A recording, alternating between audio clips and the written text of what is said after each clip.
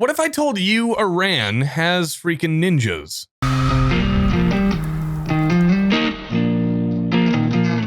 Hey there, Tundra Nation, and welcome back to the channel. Today on Tundra Tactical, we're donning our armchair general hats as we plunge into the exceptionally catastrophic Tundra Tactical strategy matrix to dissect the not-so-subtle nuances of the rival between Iran and Israel. Remember, amateurs talk tactics, folks, while true warriors master logistics. Lucky for you, I dropped all of that brainy officer crap and plan on serving up some hardcore enlisted chaos. So strap in, strap on a helmet, and let's dive into the storm of unique Tundra-certified analysis. Anal. It's on my teleprompter right now because it says analysis. Because I can't read. Let's start with a basic kit, and where better to start than the standard rifle for each nation's military. And boy, oh boy, talk about opposites attracting disaster. Prepare for a clash of epochs as Israel's sci-fi masterpiece, the IWI Tavor, gets down and dirty with Iran's Soviet Union meets China-made love child, the Type 56. Yep, it's pretty much like racing a Tesla against a Lada here, folks.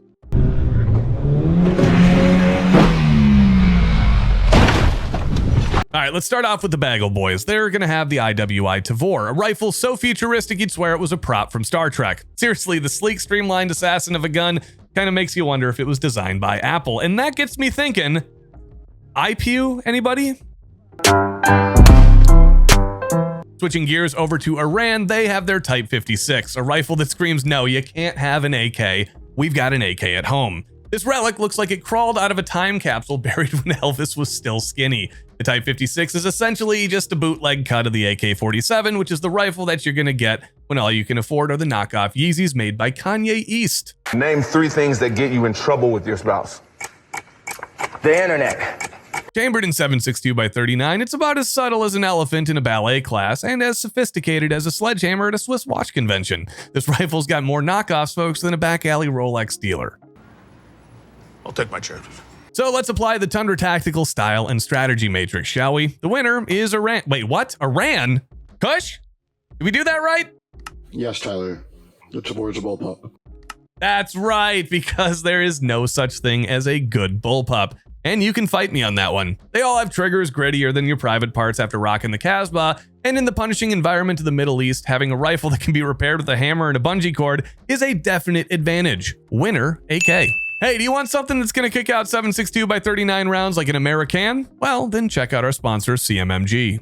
Hey, if you want something that will actually run and was made to standards, then you should check out CMMG and their new Mark 47 Descent, available in 16-inch and now 12.5-inch variants. Combined with these zeroed muzzle devices that come as standard, this is truly the next step in innovation for the fans of the 7.62x39 cartridge.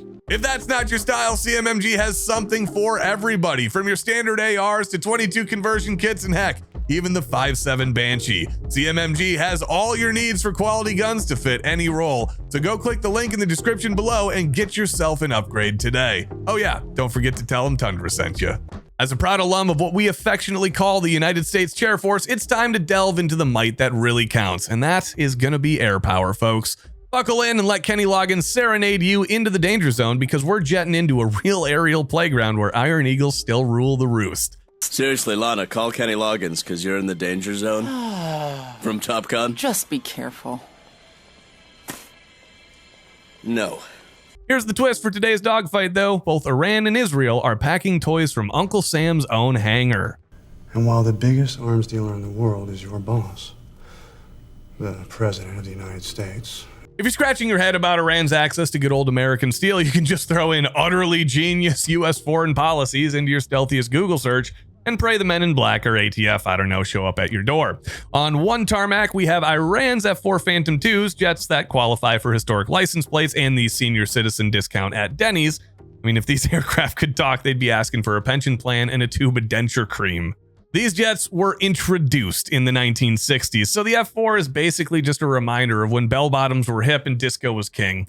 The birds were so old school, they probably had rotary phones in them, if we're honest with ourselves. Now, flying these Phantoms is akin to hitting the skies with the same technology as a vintage Studebaker, and the design philosophy of a Pontiac Aztec. They're gonna have the charm and class of an American muscle car, though. Loud, tough, and pretty much just a gas guzzler.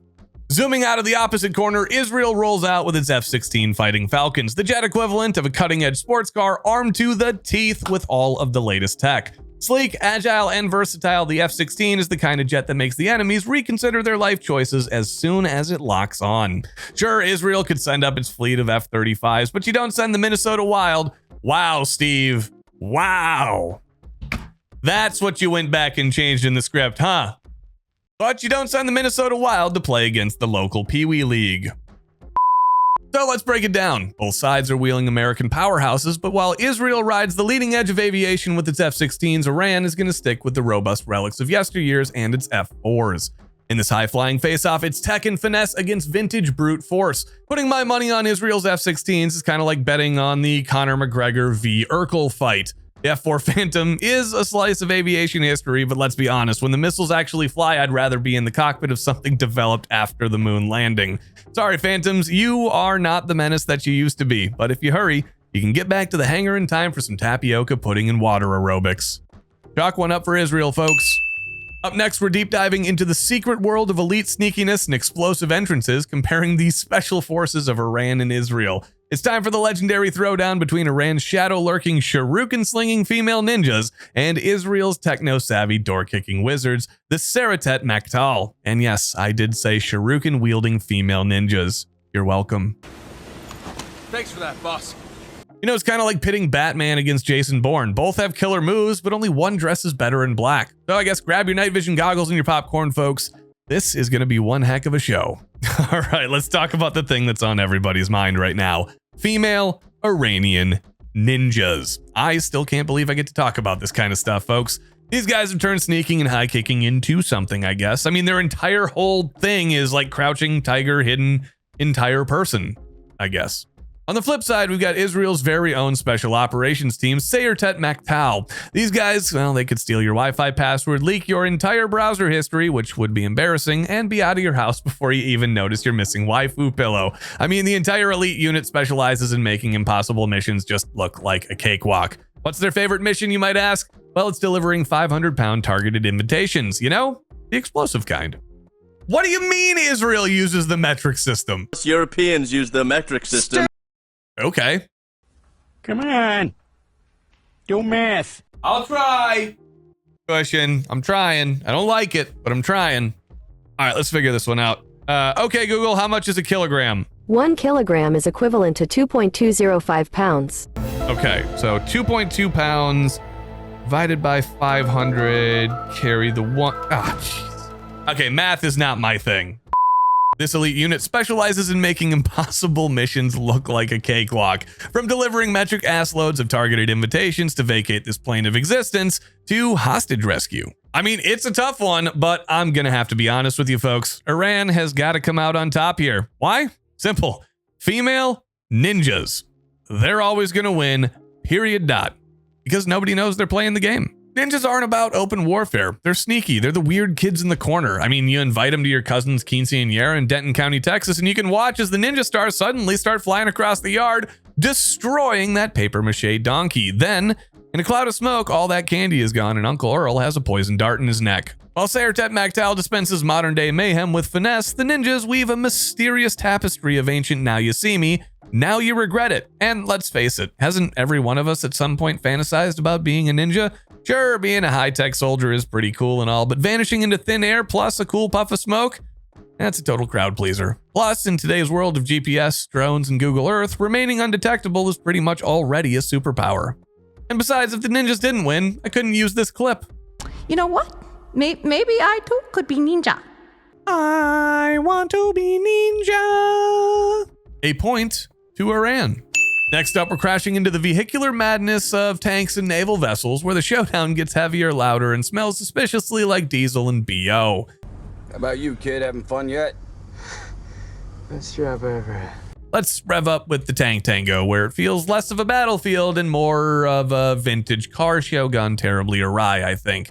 Israel rolls out its fleet of Merkava tanks, basically modern beasts that could double as extras in a post-apocalyptic blockbuster movie. Even their seasoned centurions have seen more tech facelifts than an aging San Francisco politician. Pelosi, excuse me. Wow, that came out of nowhere.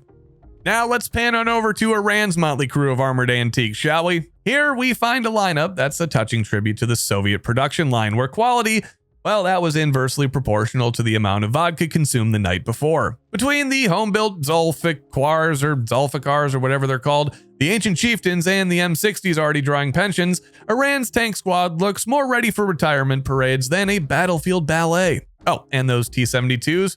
Top of the line indeed when Boy George was at the top of the charts. That was a long time ago. Ow! Sailing into the naval narrative, it's a tale where David meets a fleet of wannabe Goliaths. The Israeli Navy boasts sleek, nuclear-capable Dolphin submarines that could star in their very own spy thrillers, folks, backed by a fleet of patrol ships trim enough to make any admiral use his super likes and swipe right. I don't know what that means. Got one foot in the grave already. Geriatric YouTuber alert, 37-year-old nerd. All of the actual old people in the chat right now are losing their collective minds because I said 37 was old. I know it's not old, you dickheads. Meanwhile, Iran's maritime brigade feels more like a future set of coral reefs from the Soviet era than a modern navy. They parade 23 submarines that may or may not be watertight. A bold strategy, if I do say so myself. Iran's Kilo class might sound menacing, but keep in mind that they've got the sound profile of a misfiring tractor. Oh, that's a problem. That sounds like some real catastrophic issues. They're so loud, in fact, that if you put your ear to a seashell in the Middle East, you're going to hear the number 3 piston banging like a hyperactive kid's drum solo. And the midget subs? I'm sorry, little person subs? Well, they're perfect if you're planning a covert operation at your local Holiday Inn's pool, but not much else. I'm sorry, Iran, let's be brutally honest. When it comes to the high seas, Iran's strategy seems to be throwing everything that it can muster into the water and just seeing if it floats. Holy fuck. If it does, wonderful. If not, well, then it was a witch and deserved to sink. Quantity over quality might work for production in the generic brand cereal department, but in naval warfare, well, it's a ticket to a command performance with Davy Jones' locker, bud.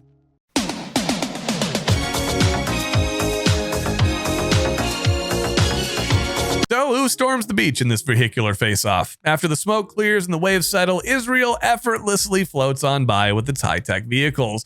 Iran's historical homage to Soviet scrap heaps holds certain nostalgic charms, but in terms of effectiveness, it's kind of like showing up to battle Terminids with, I don't know, a slingshot, perhaps. There it is, folks. In the metallic mashup of ancient against ultra-modern, the victory lap is decked in blue and white. In the world of military might, Israel proves that state-of-the-art armaments beats out dusty decrees from a defunct Soviet playbook any day of the week.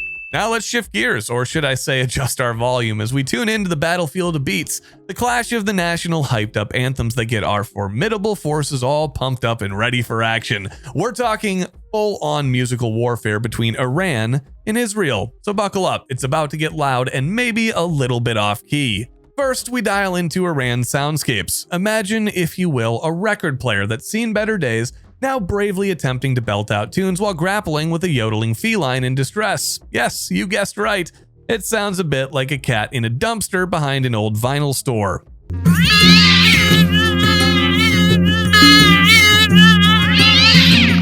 You've got the scratchy, the screechy, and occasionally something that vaguely resembles a rhythm. It's a blend of traditional instruments trying to salute modernity but winding up in a cacophonous turmoil. Their hype song possibly could intimidate opponents, but only because they're so confused about whether to cover their ears or just retreat in bewilderment. You just gotta keep living, man.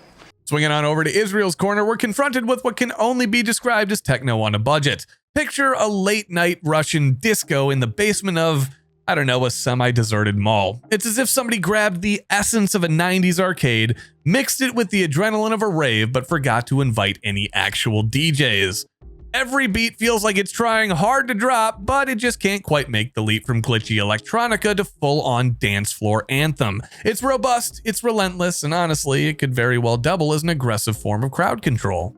So who takes the cake in this audacious audio duel? Despite the valiant efforts of Iran's nostalgic noise, Israel's pseudo-techno thumps claim the trophy for audio quality, or let's just say lesser audio assault. Their tracks might remind you of a rogue playlist from an elder cousin's forgotten Euro trip, but hey, at least you can discern a beat, and you aren't left wondering if the speakers are just staging a protest. +1 for Israel. So that's 2 out of 3 in Israel's favor. Folks, what else should we have analyzed? Don't forget to subscribe, guys. See you soon. Even their seasoned centurions have seen more tech facelifts. No, even their seasoned centurions have seen more tech facelifts than an aging San Francisco politician.